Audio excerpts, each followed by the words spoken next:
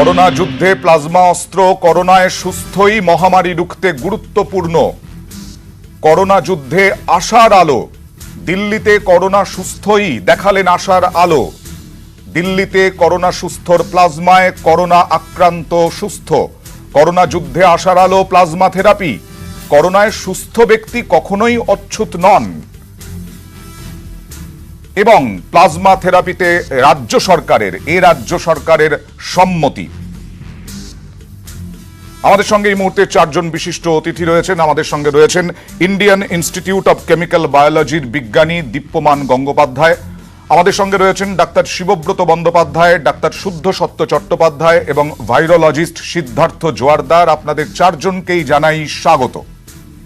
ये समझना होगा कि जो रिकवर्ड पेशेंट हैं वह कोई ट्रांसमिशन नहीं करते, बल्कि वो एक पोटेंशियल सोर्स हो सकते हैं हीलिंग के लिए कि अगर उनका प्लाज्मा थेरेपी जो एक एक्सपेरिमेंटल प्रोसेस हम कर रहे हैं अगर वह सक्सेस होता है तो उनकी एंटीबॉडीज से और बीमार लोगों को हम ट्रीटमेंट कर पाएंगे। आज जरूरत है कि हर यूथ ग्रुप, हर एनजीओ, हर सेल्फ हेल्प ग्रुप, हर पंचायत लीडर, ग्रास रूट में काम करने वाला हर मनुष्य वह खड़ा हो, वह आगे आए और कम्युनिटी में बिहेवियरल चेंज के लिए हम सब मिलकर प्रयत्न करें। তার মানে এখন করোনা সুস্থই ত্রাতা, এরকমই আশার আলো কেন্দ্রীয় স্বাস্থ্য মন্ত্রক থেকে বলা হলো। ইন্ডিয়ান ইনস্টিটিউট অব কেমিক্যাল বায়োলজিতে চলছে গবেষণা। আমি ডক্টর গঙ্গোপাধ্যায় আপনার কাছে প্রথম যাব। আমাদের যারা দর্শক, সাধারণ মানুষ, রাজ্যের মানুষ এই মুহূর্তে তাকিয়ে রয়েছেন, আশার আলো কতটা আপনারা দেখাতে পারবেন এবং কতটা এগোতে পেরেছেন আপনারা এ সম্পর্কে?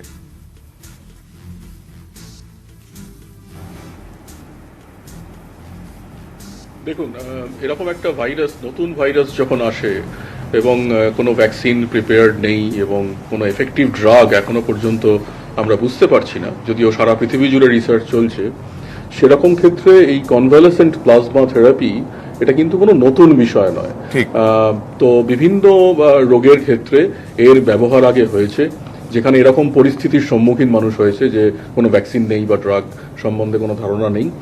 তো আমরা মোটামুটি এখন জানি, মিডিয়া যথেষ্ট কভার করছে যে কনভালেসেন্ট প্লাজমা থেরাপিতে যেটা হয় যে একজন মানুষ যিনি এই ইনফেকশনটা পেলেন এবং তারপরে সুস্থ হয়ে গেলেন, তাতে ধরে নেওয়া হয় যে ইনি সুস্থ হয়ে গেলেন কারণ তার মানে নিজের দেহের যে রোগ প্রতিরোধ ক্ষমতা সেইটা খুব ভালোভাবে কাজ করলো, তার ফলে সেই ভাইরাসটা আর বেশি বেড়ে গিয়ে তার খুব খারাপ অসুখ হলো না।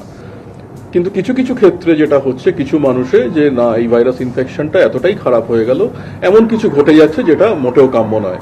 তো সেক্ষেত্রে এই যে মানুষজন সুস্থ হয়ে গেলেন তাদের শরীরে ইমিউন সিস্টেম যেটা তৈরি করে তার নাম হচ্ছে অ্যান্টিবডি, যারা ওই ভাইরাসকে ব্লক করতে পারে বা নিউট্রালাইজ করতে পারে। তো সেক্ষেত্রে যে মানুষটির দেহে এই অ্যান্টিবডি তৈরি হলো না বলে তার ভাইরাস ইনফেকশনটা এত খারাপ একটা দিকে চলে গেল, তাকে যদি আমরা রক্ত রস ট্রান্সফার করতে পারি সুস্থ মানুষের দেহ থেকে, তাহলে মানে আশা হচ্ছে যে তারা সুস্থ হয়ে উঠবেন।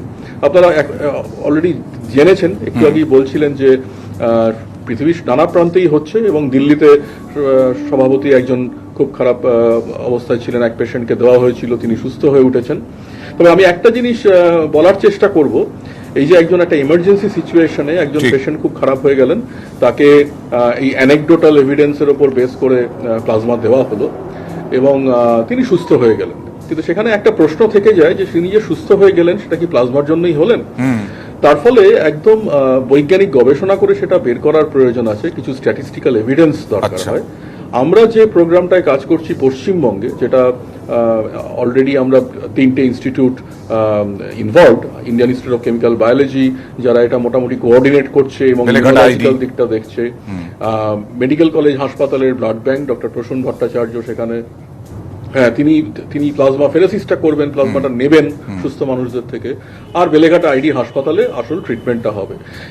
আমরা যেটা চেষ্টা করছি, এই প্রোগ্রামটার বিশেষত্ব হচ্ছে এটা একটা র্যান্ডামাইজ কন্ট্রোল ট্রায়াল, যেখানে র্যান্ডামলি অ্যাসাইন করা হবে পেশেন্ট যারা সিভিয়ার ডিজিজ হচ্ছে এবং তাদের প্লাজমা দেওয়া হবে, কোনো কোনো পেশেন্টকে দেওয়া হবে না। এবং তারপরে আমরা একটা কম্পারেটিভ অ্যানালিসিস করতে পারবো ইন টার্মস অফ স্ট্যাটিস্টিক্স, যে সত্যি প্লাজমা দেওয়ার ফলে কতজন মানুষ সুস্থ হয়ে উঠল। ঠিক ঠিক, আমি আসবো আপনার কাছে আসবো কি পদ্ধতিতে এবং কতদিন লাগতে পারে। আপনি বললেন পদ্ধতিটা কতদিন লাগতে পারে এই এই এই গোটা বিষয়টি একটা কনক্লুশনে আসতে, সেটা আমি জানতে চাইবো। তার আগে জানাই যেটা ডক্টর গঙ্গোপাধ্যায় বলছিলেন, যে দিল্লির একটি হাসপাতালে 4 এপ্রিল আমরা গ্রাফিক্যাল প্রেজেন্টেশনের মাধ্যমে আপনাদের সামনে তুলে ধরছিলাম, 4 এপ্রিল ভর্তি হওয়া আক্রান্ত সুস্থ হয়ে উঠেছেন, ভর্তি হয় আক্রান্ত, এবং 8ই এপ্রিল ওই আক্রান্তকে ভেন্টিলেটরে দিতে হয়, বাড়ির লোকের অনুমতি নিয়ে শুরু হয় প্লাজমা থেরাপি। 14ই এপ্রিল রাতে আক্রান্তকে প্লাজমা দেওয়া হয়, এরপর কয়েকদিনের মধ্যেই তিনি সুস্থ হয়ে বাড়ি ফেরেন। আমি ডক্টর জোয়ারদার, আমি এখানে জানতে চাইবো একটা বিষয়, সিদ্ধার্থ জোয়ারদারের কাছে আমার প্রশ্ন, যে নিশ্চয়ই ডক্টর গঙ্গোপাধ্যায় বললেন যে উনি আজকে থেকে নয়, 1890 সাল থেকে যদি আমরা দেখি, ইতিহাস বলছে ডিপথেরিয়া 1890 সালে, টিটেনাস টক্সিন 1918 সালে, H1N1 স্প্যানিশ ফ্লু, এছাড়াও 2017 অবধি যদি দেখি ইবোলা, সেখানেও এই প্লাজমা থেরাপি কাজ করেছে। কিন্তু করোনা ভাইরাস তার অর্থাৎ কোভিড-19 তার চরিত্র কি একই রকম এদের সাথে? আমি এই সূত্র ধরে বলি, এই কথাটা সূত্র ধরে, এটা ঠিক যে প্লাজমা থেরাপি একটা মুশকিল আসান হিসেবে আমাদের কাছে আসে সবসময়। প্রতিবার যখন আউটব্রেক হয়, যখন বড় কোনো ধরনের মহামারী হয় এবং বিশেষ করে ভ্যাকসিন নেই, মেডিসিন নেই ইত্যাদি, তখন আমরা ভাবি যে অ্যান্টিবডি দিয়ে যদি কনভালেসেন্ট সেরাম আর কি দিয়ে যদি তার মধ্যে অ্যান্টিবডির মূল জৈবাণু যেটা, সেটা দিয়ে আমরা থেরাপিটাকে করব এবং মানুষকে সুস্থ করে তুলব। কিন্তু কোভিডের এই যে মানে SARS-CoV-2 যে ভাইরাস, তার যে চরিত্র চিত্রায়ন করে দেখা গেছে, তার যে নীতি বা তার যেভাবে সে রোগটা তৈরি করছে, সেখানে কিন্তু প্রথম দিকে যদি ভাইরাসকে আটকানো না যায়, পরবর্তীকালে কিন্তু সাইটোকাইন স্টর্ম বলে একটা জিনিস হয়, মানে সেলের মধ্যে দিয়ে যখন সেটা বিভিন্ন সেলে কাজ করে এবং সেই ইমিউন সেলসগুলো যখন একজন আরেকজনকে স্টিমুলেট করে, তখন বিভিন্ন স্টেপ ওয়াইজ সেটা কিন্তু খারাপ পথে যায়, ইমিউনোপ্যাথোজেনেসিসটা খারাপ হয় এবং সেটা রোগী ভাইরাল সেপসিসের দিকে চলে যায়। খারাপ অবস্থাটা যখন যেটা আমরা আলোচনা করছি, সেখানে কিন্তু ইমিউন সেলস, ইমিউন মেডিয়েটেড এটা একটা প্রসেস এবং ইমিউনোপ্যাথোলজিক্যাল প্রসেস বলি আমরা, সেখানে কিন্তু এই প্লাজমা থেরাপি দিয়ে তখন ভাইরাসকে আটকালে আর কিছু হবে না। কারণ আমার একটা ব্যক্তিগত আমি আবেদনও রাখবো ওনাদের কাছে, যারা এই কাজটা করছেন তাদের কাছে, যে আর্লি স্টেজে যদি এটা দেওয়া যায়, অথবা যে সমস্ত পেশেন্টের সংস্পর্শে যারা আছেন, যাদের ভাইরাস হয়তো পজিটিভ পাওয়া গেল, আরটিপিসিআর পজিটিভ, কিন্তু অ্যান্টিবডি নেই, তাদের ওপরও কিন্তু এটা পরিচালনা করা দরকার। কারণ এই প্লাজমা থেরাপি আগে যে ইতিহাস বলছে, প্রোফাইলেকটিক হিসেবে কিন্তু কাজ বেশি করে রাদার দ্যান আজকে যেটা আমরা আলোচনা করছি থেরাপি হিসেবে। বেশ, আমি আসবো তার আগে আমরা আসবো যে ব্যক্তির ক্ষেত্রে সুস্থ হয়েছেন তিনি ভেন্টিলেশনে ছিলেন। প্লাজমা থেরাপিতে একজন ভেন্টিলেশনে থাকা রোগী কি সুস্থ হওয়া সম্ভব, এই বিষয়টিতেও আসবো, গবেষণায় কি উঠে আসছে। তবে তার আগে একবার দেখে নেওয়া যাক প্লাজমা থেরাপি কি।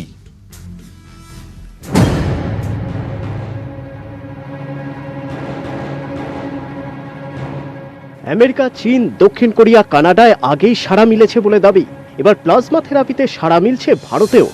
কি এই প্লাজমা থেরাপি? প্লাজমা থেরাপিতে সুস্থ হওয়া ব্যক্তির প্লাজমাকে কাজে লাগিয়ে চিকিৎসা করা হয়। সুস্থ হওয়া ব্যক্তির দেহে তৈরি হয় অ্যান্টিবডি। সেই অ্যান্টিবডি প্রয়োগ করা হয় করোনায় আক্রান্তের শরীরে, যার রোগ প্রতিরোধ ক্ষমতা কম। চিকিৎসা পরিভাষায় একে বলে প্লাজমা কনভালসেন্ট থেরাপি। এবার যে অসুস্থ হয়েছিল কোভিডে এবং সুস্থ হয়ে গেল, কারণ তার শরীরের মধ্যে সেই ইমিউনিটি তৈরি হলো, এটাকে আমরা বলি হার্ড ইমিউনিটি, IgM। রক্তে দুটো পার্ট থাকে, একটা হচ্ছে প্লাজমা, একটা হচ্ছে কণিকা। সেই প্লাজমাটা আমি নিয়ে ওটাকে পরিশ্রুত করব, যে ফ্রেশ কোভিডের এগেনস্টে যে IgMটা আমি পেলাম, সেইটা আমি এই রোগীর উপর অ্যাপ্লাই করব এবং তখন আলাদা করে আর IgM তার শরীরে তৈরি হতে হবে না। সে কিন্তু একদম রেডিমেড একটা বাইরে থেকে ইমিউনিটি পেলো এবং সেই ভাইরাসের বিরুদ্ধে লড়তে পারলো, যে পেশেন্টটি ক্রিটিক্যালি ইল। প্লাজমা থেরাপি প্রাচীন এক চিকিৎসা পদ্ধতি। 1918 সালে স্প্যানিশ ফ্লু এর সময় প্লাজমা থেরাপি কাজে লাগানো হয়। এছাড়া সোয়াইন ফ্লু, সার্স, মার্সের ক্ষেত্রেও এই পদ্ধতিতে চিকিৎসা করা হয়। এবার করোনাকে কাবু করতেও আশার আলো দেখাচ্ছে plasma therapy. News 18 Bangla. Doctor Shibabrata বন্দ্যোপাধ্যায়ের কাছে আমি জানতে চাইবো, আমরা দেখছি এবং দাবি করা হচ্ছে আমেরিকা, ইতালি, তুরস্ক, দক্ষিণ কোরিয়া, স্পেন এরা নাকি প্লাজমা পদ্ধতি, প্লাজমা থেরাপি পদ্ধতি প্রয়োগ করেছে, তাহলে এত মৃত্যু হলো কেন? না, এমন তো কোনো জায়গায় বলা হয়নি যে প্লাজমা থেরাপি দিলে মৃত্যু হবে না, এবং এমন কোনো জায়গায় বলা হয়নি যে প্লাজমা থেরাপি একটা গ্রহণযোগ্য চিকিৎসা। এটা সম্পূর্ণ একটা পরীক্ষামূলক জায়গাতে আমরা রয়েছি। এবং আমি তোমাকে বলতে পারি ইউএসএ তেই অন্তত দুটো ডেটা আছে। একটা ডেটাতে ওরা বলেছে যে ওখানে তাদের কোনো কাজ হচ্ছে না, মর্টালিটি কিছুই কমছে না। তো আমরা যদি হুকে ধরি, হু যে মেইন ট্রায়ালটা করছে সেটা সলিডারিটি ট্রায়াল। সলিডারিটি ট্রায়ালের মধ্যে ওরা কনভালেসেন্ট সেরামকে রাখেইনি, কিন্তু কনভালেসেন্ট সেরাম নিয়ে অনেকগুলো স্টাডি চলছে। তুমি যদি আমাদের ministry of health and family ওয়েলফেয়ারে যাও, আমাদের ইন্ডিয়াতেও অলরেডি ফেজ 2 ট্রায়াল তো স্টার্ট হয়েছে আইসিএমআর এর গাইডেন্সে। সুতরাং এইটা এখন আমাদেরকে জানতে হবে, এবং এটা তো তুমি নিজেই বললে বা তোমাদের চ্যানেলেই দেখালে যে এটা তো কোনো নতুন জিনিস নয়। যে কোনো যখন এরকম মহামারী আসে, ভ্যাকসিনের আগে আমরা এরকম একটা অ্যান্টিবডি একটা ট্রায়াল অ্যান্ড এরার হিসাবে ব্যবহার করা হয়। কিন্তু এখানে একটা প্রশ্ন আছে। প্রশ্নটা হলো, এই কনভালেসেন্ট সেরাম যখন দেওয়া হয় সাধারণত সেক্ষেত্রে স্টেরয়েড ইউজ করতে হয়, মিথাইল প্রেডনিসোলোন, বুঝতে পেরেছো? নইলে অনেক সময় রিয়াকশন হয়। তো এই মিথাইল প্রেডনিসোলোন বা স্টেরয়েড আবার এই আমাদের সার্সে ব্যবহার করাটা বেশ বিপজ্জনক। সুতরাং সেক্ষেত্রে কোনটায় যে কি হবে সেটা আমাদের একটু উত্তরের জন্য অপেক্ষা করতে হবে। তো এগুলো না খুব তাড়াতাড়ি আমাদের কোনো সিদ্ধান্তে আসা যাবে না যে কোনটার জন্য কি হচ্ছে। ডাক্তার শুদ্ধসত্য চট্টোপাধ্যায়, আপনার কাছে যাব যে পদ্ধতি আমরা দিনভর বলে আসছিলাম যে প্লাজমা থেরাপির মাধ্যমে একটা আমাদের দেহে প্রতিরোধ ক্ষমতা বাড়ে, এই প্রতিরোধ ক্ষমতা কতটা বাড়ে যে করোনা আক্রান্ত উপসর্গহীন, একেবারে উপসর্গ নেই, এখন দেখা যাচ্ছে উপসর্গ দেখা যাচ্ছে না কিন্তু করোনা আক্রান্ত, এক্ষেত্রে প্লাজমা থেরাপিতে কতটা কাজ দিতে পারে বলে আপনার মনে হয়? কারণ করোনা আক্রান্ত যখন ডিটেক্ট হচ্ছে তখন কিন্তু তার পরিস্থিতি অন্যরকম খারাপ দিকে চলে গেছে।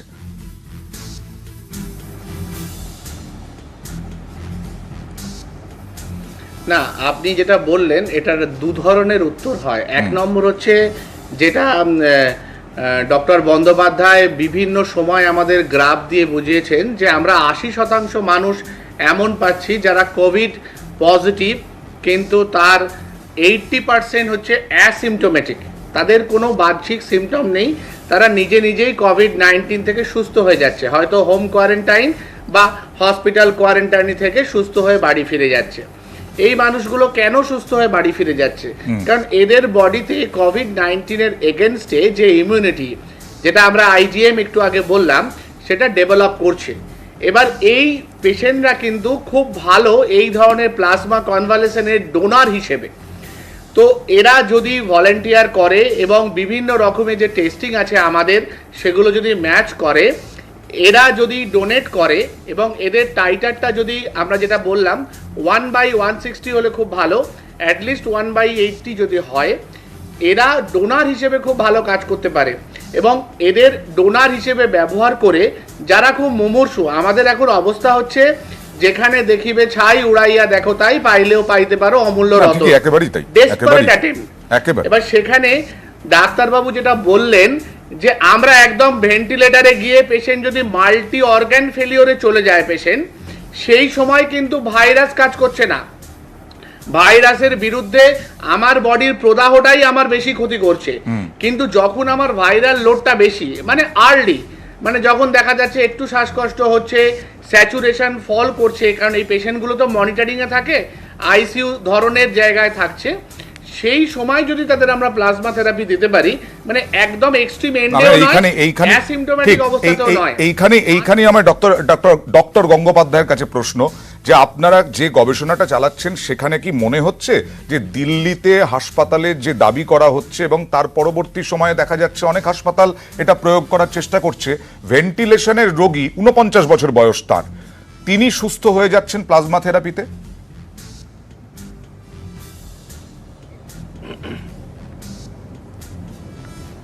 মানে সেরকম তো এভিডেন্স দিল্লির হাসপাতাল দিয়েছেন। আচ্ছা। আমি আবারও বলবো যে এটাতে একটা র্যান্ডামাইজ কন্ট্রোল ট্রায়াল না হলে এটার কোনো সিদ্ধান্তে পৌঁছানো খুব মুশকিল।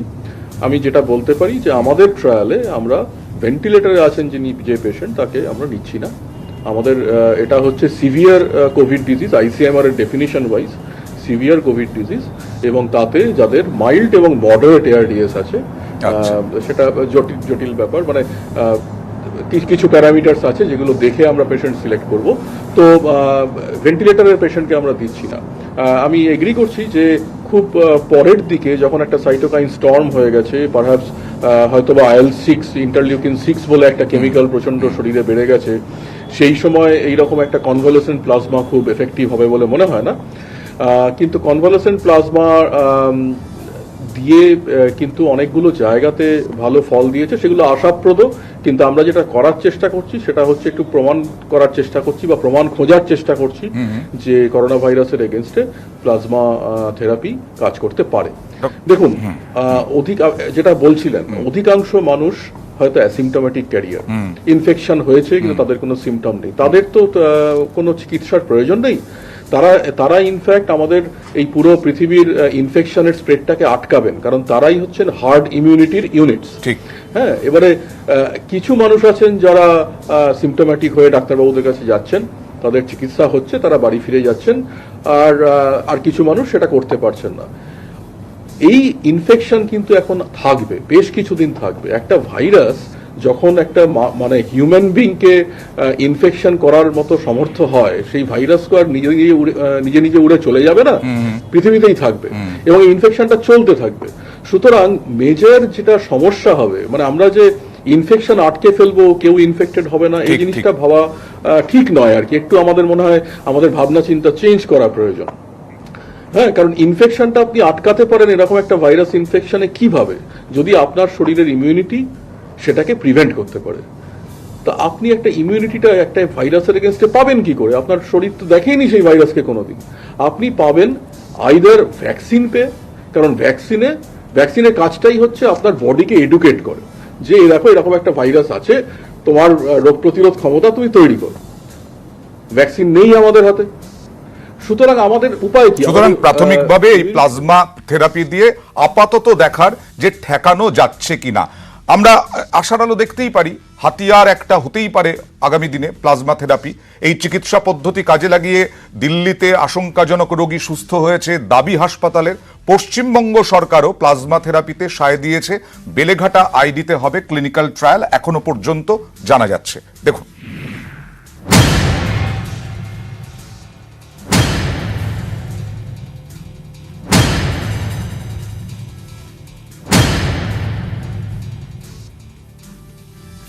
ওষুধ ভ্যাকসিন তৈরির লক্ষ্যে বিশ্বজুড়ে চলছে গবেষণা।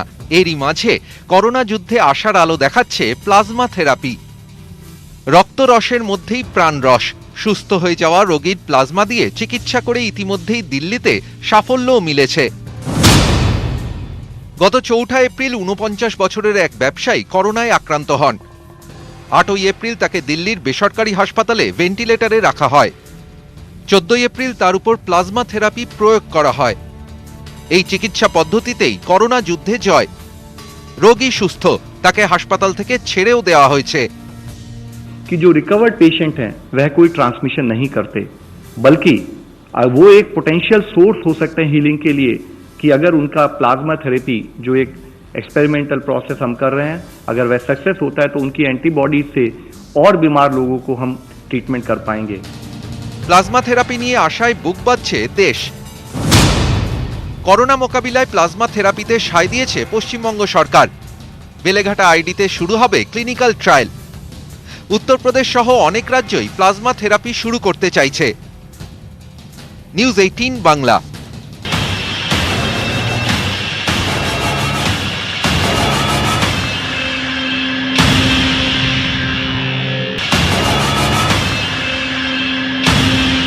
প্লাজমা থেরাপি মুমূর্ষু রোগীদের ক্ষেত্রে ব্যবহারের কথা বলা হচ্ছে না।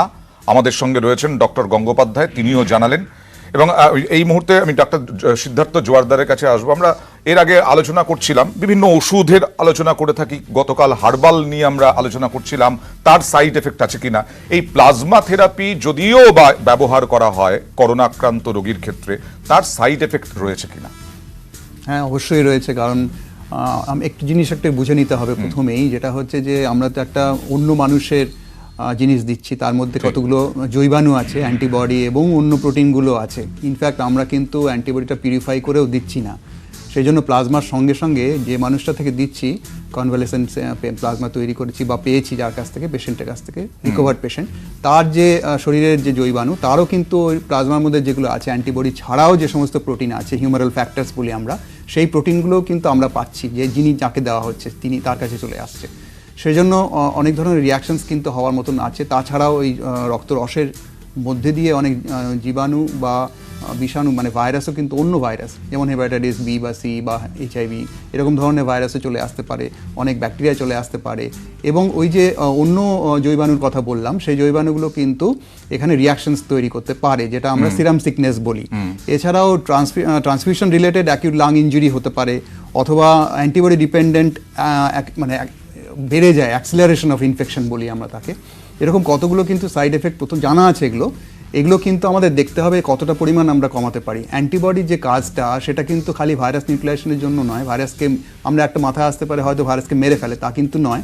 অ্যান্টিবডি কিন্তু কমপ্লিমেন্টকে এনহান্স করে, বা antibody dependent cell mediated cytotoxin বলি আমরা, সেটাকে এনহান্স করে, বা মানে আরো অন্যান্য কাজগুলো করে আর কি, সেলকে উদ্দীপ্ত করে। সেক্ষেত্রে কিছুটা বিপদ রয়েছে, কিছুটা বিপদ রয়েছে। আমি ডাক্তার শিবব্রত বন্দ্যোপাধ্যায় এক্ষেত্রে বলবো যে তার মানে কি, যদি এখন এই মুহূর্তে আমরা দেখতে পেয়েছি, আজকেই বিভিন্ন আমরা সংবাদ মাধ্যমে বা আমাদের কাছে খবর এসেছে যে অনেকেই চাইছেন প্লাজমা ডোনেট করতে, যারা করোনা আক্রান্ত সুস্থ হয়েছেন। তার মানে তাদের শারীরিক পরীক্ষা করেই প্লাজমা নেওয়া উচিত এবং প্লাজমা দেওয়া উচিত এই মুহূর্তে। হ্যাঁ, প্রশ্নটা তুমি আমাকে করলে? হ্যাঁ, ডাক্তার শিবব্রত বন্দ্যোপাধ্যায় আপনাকে বললাম। ডক্টর বন্দ্যোপাধ্যায়, হ্যাঁ, আচ্ছা, যেটা হলো যে এই প্লাজমা নেওয়ার কতগুলো কিন্তু ক্রাইটেরিয়া থাকবে, ঠিক আছে। প্রথম ক্রাইটেরিয়া হচ্ছে যে রিকভারি করার 14 দিন পরে আমরা যদি দেখি সেই যে রুগী সুস্থ হয়েছে, তার আর কোনো সিমটম হয়নি, তাহলে আমরা তার থেকে নেব। এটা গেল প্রথম। দ্বিতীয়ত হচ্ছে আমরা দেখব যে এই রুগীর বয়স কত। বয়সটা একটা ইম্পর্টেন্ট ফ্যাক্টর, সেটা যে ট্রায়াল হবে সেই ট্রায়ালের এক্সক্লুশন ইনক্লুশন ক্রাইটেরিয়াতে ঠিক করা হবে আমরা কত বছর বয়স অবধি সুস্থ হওয়া রুগীর আমরা অ্যান্টিবডিটা নেব। 3, আরো একটা জিনিস যেটা আমাদের গুরুত্বপূর্ণ, আমাদের সঙ্গে বিজ্ঞানী আছেন, উনিও নিশ্চয়ই সেটা বুঝবেন, যে আমরা একটা পপুলেশন সার্ভে করতে হয়, যেখানে আমায় দেখতে হবে যে এই পার্টিকুলার পপুলেশন অ্যান্টিবডি রেসপন্ডার কিনা। মানে আইজিজি আইজিএম যে সকলের ক্ষেত্রে সাফিসিয়েন্টলি প্রডিউসড হবে তা কিন্তু নয়। সুতরাং যেই সুস্থ হলো তাকেই ধরে তার আমি ব্লাড টেনে নিয়ে তার প্লাজমা দিয়ে দিলে যে বিরাটটা কাজ হবে, সেটা কিন্তু নয়। সেটা কিন্তু একটা ফেলিওরের কারণ হতে পারে। বেশ, আমি ডক্টর গঙ্গোপাধ্যায়ের কাছে এই বিষয়টি নিয়ে আসবো যে আপনারা কোন কোন ক্ষেত্রে জোর দিচ্ছেন এই গবেষণায়।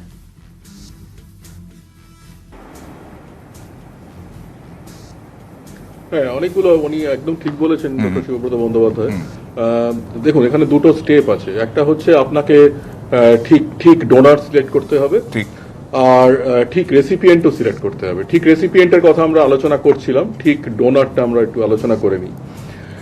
এই ডোনার সিলেকশনের বেশ কিছু ক্রাইটেরিয়া আছে, যেগুলো এক্সক্লুশন ক্রাইটেরিয়া, সেগুলো মোটামুটি জানা, কারণ প্লাজমা ট্রান্সফিউশন অন্যান্য কিছু ক্লিনিক্যাল কনটেক্সটেও ইউজ করা হয়ে থাকে, ডাক্তারবাবুরা করে থাকেন। কিন্তু স্পেসিফিক্যালি করোনা ভাইরাসের ক্ষেত্রে যেটা FDA সাজেস্ট করেছে এবং সারা পৃথিবীতে সেইটাই ফলো করা হচ্ছে, যে আফটার মানে একজন মানুষ যখন সুস্থ হলেন এবং অ্যাটলিস্ট 24 ঘন্টা অন্তর তার দুবার RT-PCR নেগেটিভ এলো, তার 21 থেকে 28 দিন পরে তার সব রকম প্রি অ্যাসেসমেন্ট করে, তাকে এলিজিবিলিটি ক্রাইটেরিয়া সব স্ক্রিন করে, তারপরে তাকে ডোনার বলা যেতে পারে। সেকেন্ড হচ্ছে আপনি যেটা বললেন যে আদৌ অ্যান্টিবডি কি তৈরি হচ্ছে। এখানে একটা বিরাট সমস্যা আছে যে সেরোলজি কিট, আপনারা জানেন সেরোলজি কিট নিয়ে একটা কনফিউশন আছে। সেরোলজি কিটটা যেটা কি করে না, অ্যান্টিবডিটা মাপে, তো আমাদের যে কিটগুলো অ্যাভেলেবল সারা পৃথিবীতেই, যে কিটগুলো অ্যাভেলেবল তারা অন অফ সিগন্যাল দেয় যে আইজিজি কি আছে বা নেই, আইজিএম কি আছে বা নেই। এসব ক্ষেত্রে যেটা করা উচিত আইডিয়ালি সেটা হচ্ছে একটা টাইটার মেজার করা, যে সেই টাইটার মেপে সেই প্লাজমাটাকে সিলেক্ট করা। সেইটা এই মুহূর্তে আমাদের হাতে সেরকম কোনো ইনভেস্টিগেশন অ্যাভেলেবল নেই, কারণ কমার্শিয়ালি অ্যাভেলেবল কিটস নেই। আচ্ছা, যেখানে আইআইসিবির ইমিউনোলজি যে টিম সেটা ওয়ার্কআউট করবে, আমরা যেটা একটা সারোগেট মার্কার করার চেষ্টা করছি, আমি ডিটেলে যাচ্ছি না, আমরা যেটা করার চেষ্টা করছি যে ফ্রিকোয়েন্সি অফ দ্য সেলস যেটা অ্যান্টিবডি বানাবে সেইটা আমরা মাপবো। সেইটা মেপে, তার একটা কাইনেটিক্স মাপা হবে, সেইটা মেপে আমরা ডিসাইড করব যে এরা আদৌ হিউমারাল রেসপন্স বা অ্যান্টিবডি তৈরি করার মতো রেসপন্স মাউন্ট করছে কিনা, তার উপরে বেস করে। আমার সঙ্গে ইনফ্যাক্ট ডক্টর শিল্পক চ্যাটার্জি আছেন, যিনি এই কাজটা হাতে কলমে করবেন, উনি একজন ইমিউনোলজিস্ট। শিল্পক এ ব্যাপারে কিছুটা আরো বলতে পারবে। নিশ্চয়ই আমরা তার কথা শুনবো। আমরা আর কি যেটা করতে চাইছি যে প্রথম কথা হচ্ছে এটা একটা নোবেল ভাইরাস, তো আমাদের পুরোপুরি নলেজ নেই যে আমাদের ইমিউন সিস্টেম এটাকে কিভাবে রেসপন্ড করছে আর কি। তো যেটা আমরা করবো, আমাদের কাছে যে ইনফরমেশনটা আছে যে কিছু পেশেন্ট ঠিক হয়ে যাচ্ছে এবং কিছু পেশেন্টের পরবর্তীকালে খারাপ দিকে যাচ্ছে।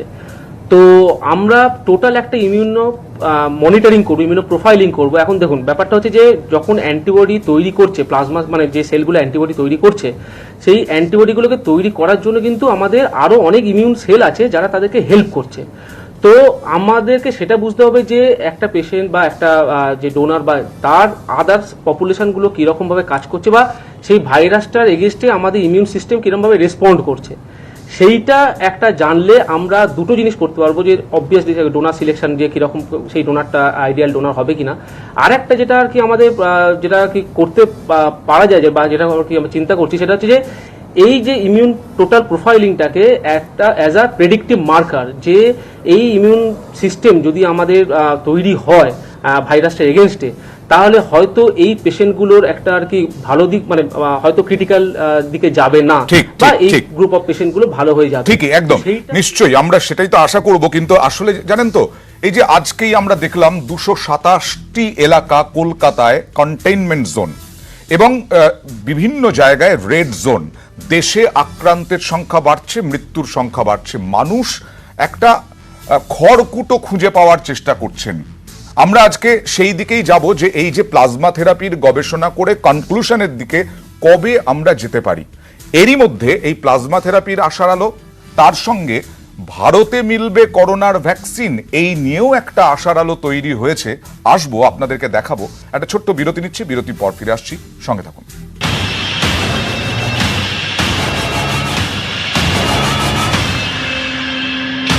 বিজ্ঞানী দীপ্যমান গঙ্গোপাধ্যায়, বিজ্ঞানী শিল্পক চট্টোপাধ্যায় যেটা বললেন যে গ্রহিতার ক্ষেত্রেই সব থেকে গুরুত্বপূর্ণ, তাহলে শুদ্ধসত্য চট্টোপাধ্যায়, ডাক্তার শুদ্ধসত্য চট্টোপাধ্যায়ের কাছে জানতে চাইব যে আমরা কিডনি ট্রান্সপ্লান্ট যখন হয়, লিভার ট্রান্সপ্লান্ট যখন হয়, যিনি গ্রহণ করছেন অন্যের এই অঙ্গগুলি, তার শরীরে মানিয়ে নিতে পারছে কিনা, তার মানে কি এটার সঙ্গে এটারও মিল রয়েছে, প্লাজমার ক্ষেত্রেও সেটাই?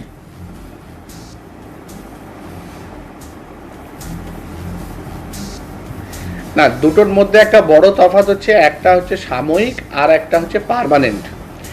কিডনি লিভার যারা নিচ্ছেন তাদের একটা লাইফ লং ইমিউনো সারপ্রেশন, মানে বডির ইমিউনিটি কমিয়ে রাখা হয়। কারণ একটা জিনিস বুঝতে হবে, যে জিনিসটা শরীরে বাইরে থেকে এসছে, অন্যের শরীর থেকে আমি পেয়েছি, আমার শরীর সেটা মেনে নিতে পারে না, আমার বডির অনাক্রমতা ইমিউন সিস্টেম সেটাকে নিতে পারে না।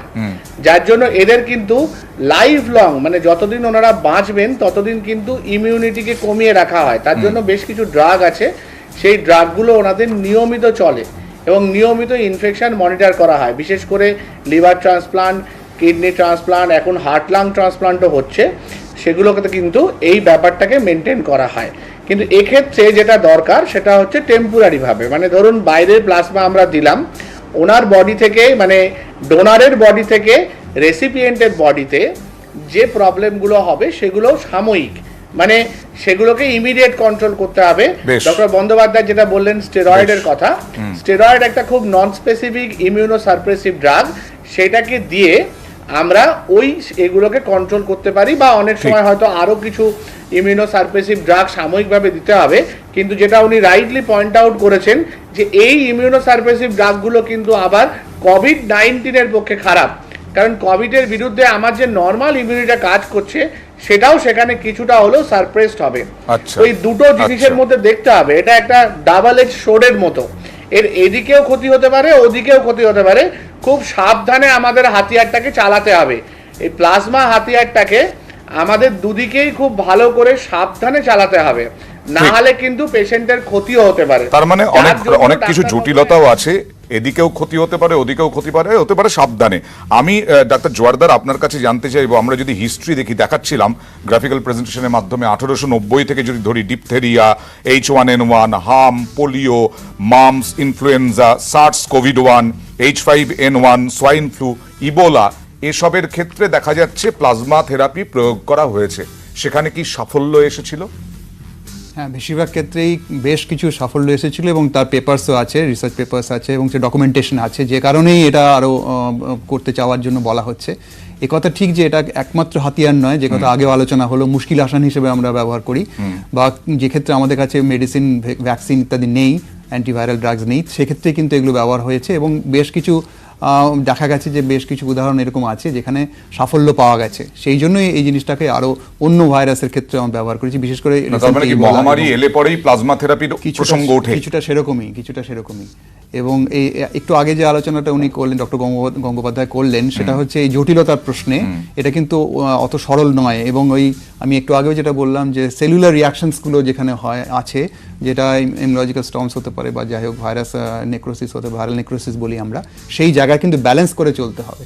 অর্থাৎ অ্যান্টিবডি দিলেই যে হলো তা নয়, অ্যান্টিবডি দিলে অ্যান্টিবডি কিন্তু সেলুলার রেসপন্সকে কমায়, মানে ডিপেন্ডেন্সি বেড়ে যাবে পেশেন্টের ক্ষেত্রে। অ্যান্টিবডি দিলে আবার তার নিজস্ব যে সেল মেডিড ইমিউন রেসপন্স সেটা কিন্তু কম হয়ে যেতে পারে। আমি ডক্টর গঙ্গোপাধ্যায় বা ডক্টর চট্টোপাধ্যায় দুজনের কাছে যদি আসি, যে এই যে আপনারা গবেষণা করছেন, করোনা সময় দেয় না, আমরা বলছি বারবার করোনা সময় দেয় না, এবং আজকে যেটা বললাম বিরতির আগে, 227টি এলাকা কলকাতার মধ্যে একেবারে করোনা সংক্রমিত কন্টেইনমেন্ট জোন। এই গবেষণা কনক্লুশনে কবে আসতে পারে, এরকম কোনো সম্ভাবনা মানুষের কাছে তুলে ধরতে পারবেন?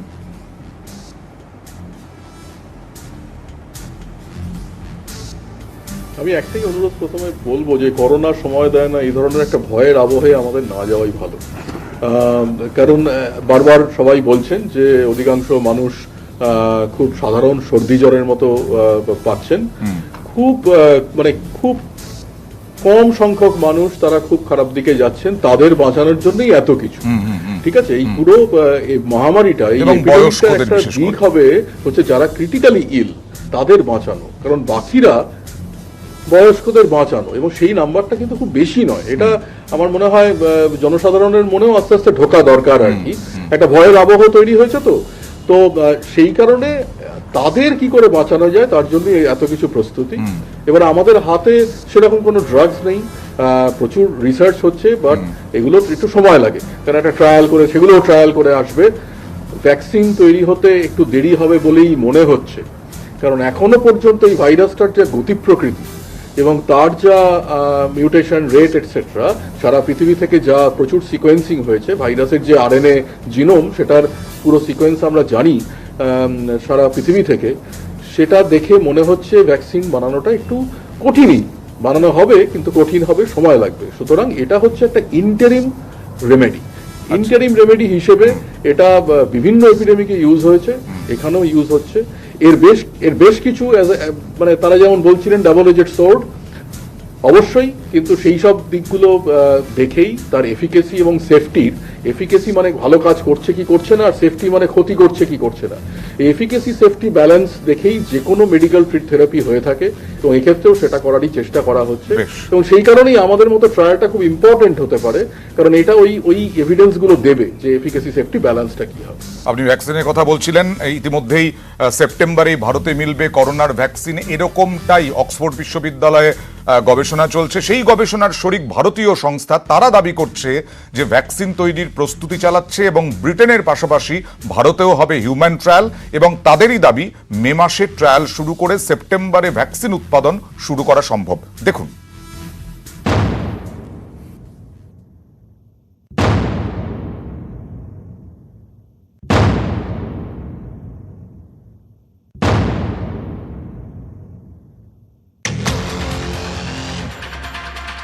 করোনার ভ্যাকসিন তৈরি। অক্সফোর্ড বিশ্ববিদ্যালয়ে চলছে হিউম্যান ট্রায়াল। করোনার ভ্যাকসিন তৈরিতে এই গবেষণার দিকে তাকিয়ে গোটা বিশ্ব। এরই মধ্যে সেই ভ্যাকসিন তৈরির প্রস্তুতি শুরু করলো পুনের একটি সংস্থা।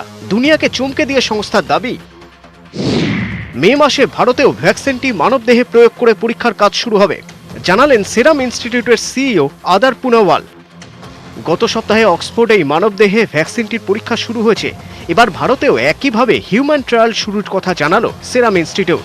সংস্থার দাবি, ব্রিটেনের ট্রায়াল শেষ হওয়ার জন্য অপেক্ষা করার প্রয়োজন নেই। ভারতে হিউম্যান ট্রায়াল সফল হলে সেপ্টেম্বরেই বাজারে আসবে করোনার ভ্যাকসিন। ব্রিটেনের ট্রায়াল শেষ হওয়ার আগেই ওষুধ বাজারে আনা যাবে বলে আশাবাদী সংস্থা। ভ্যাকসিনের দাম পড়বে প্রতি ডোজ 1000 টাকা। সেরাম ইনস্টিটিউটের এই দাবি ঘিরে আশার আলো দেখছেন বিজ্ঞানী ও গবেষকরা।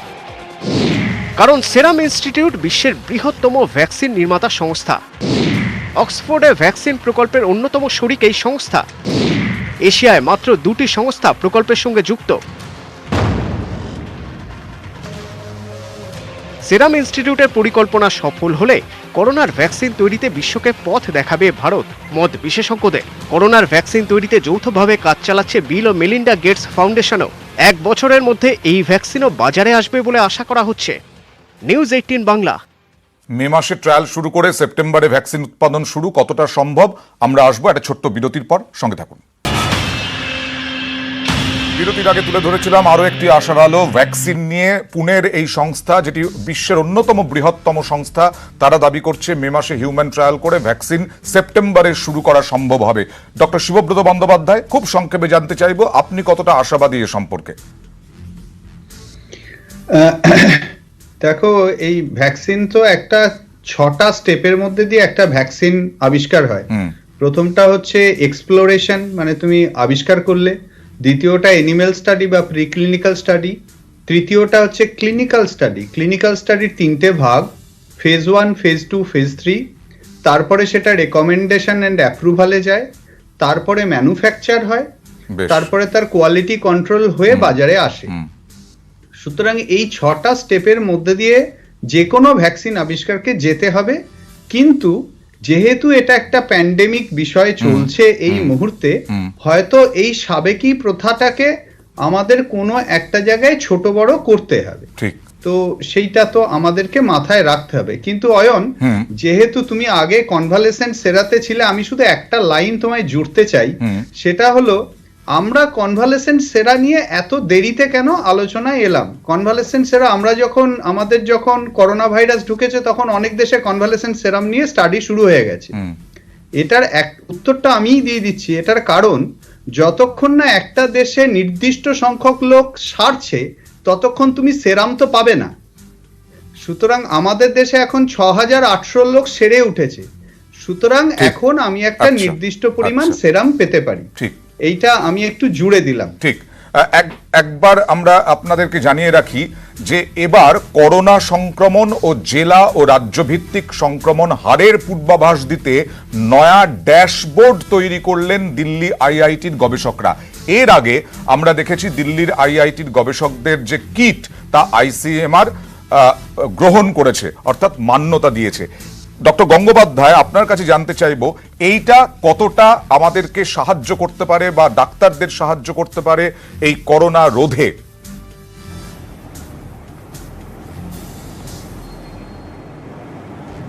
আপনি কোনটার ব্যাপারে বলছেন, কিটটা না অ্যাপটা? না, যেটা ড্যাশবোর্ড, যেটা ওয়েব তৈরি পোর্টাল, করেছে। কোনটার কথা বলছেন? হ্যাঁ হ্যাঁ, মানে ইটস একটা ওয়েব পোর্টাল, আর সেখানে মানে ডেটাগুলো রিপ্রেজেন্টেড হবে হয়তো রিয়েল টাইমে। সেটা তো অবশ্যই ইম্পর্টেন্ট। এটা আরো বেশি ইম্পর্টেন্ট হচ্ছে যারা পলিসি মেকার্স, যারা লকডাউন কিভাবে উঠবে, কিভাবে তার জিওগ্রাফিটা বদল হবে, হ্যাঁ, তার টাইমিংটা কিভাবে বদল হবে, তাদের জন্য খুব প্রয়োজন। বিশেষ করে পাবলিক হেলথের যারা মানুষজন, যারা এই পুরো জিনিসটা একটা অর্কেস্ট্রার মতো চালাচ্ছেন সারা দেশ জুড়ে, তাদের জন্য ইনফরমেশনটা খুব প্রয়োজন। ডক্টর জোয়ারদার, রাজ্যভিত্তিক সংক্রমণ হারের পূর্বাভাস প্রত্যেকটা রাজ্যের ক্ষেত্রে, প্রত্যেকটা জেলার ক্ষেত্রে। না, এটা ঠিক যে পলিসি মেকিং এর ক্ষেত্রে তো সুবিধা হবে, তাতে আমাদেরও কিছু আশা, মানে ভরসা দিলাতে পারবে, মানে ভরসা করতে পারবো আমরা যে এই জিনিসটাই আছে বা জানতে পারবো। জানাটা আজকে গণতান্ত্রিক দেশে তো অনেক ইম্পর্টেন্ট, সেই জন্য এটার একটা ব্যাপারই। এবং এটার থেকে শুধুমাত্র পলিসি মেকাররা, আমরাও হয়তো যারা গবেষণার সঙ্গে যুক্ত আছি, তারাও সেক্ষেত্রে আমাদের মতন করে সেটা ভাবতে হবে যে লোকাল আইসোলেটসগুলো এই আছে বা এখানে, কিন্তু এখানে আমাদের আরও কাজ করতে হবে। এই ব্যাপারে আমাদের মনে হয় সবারই একটা উপকার হতে চলেছে। ডাক্তার চট্টোপাধ্যায়, তৃণমূল স্তরে যদি এই রকম ভাবে আমরা জানতে পারি জেলা এবং রাজ্যভিত্তিক সংক্রমণের হারের পূর্বাভাস, তাহলে তো আগামী দিনে লড়াই করতে অনেক সুবিধা হবে।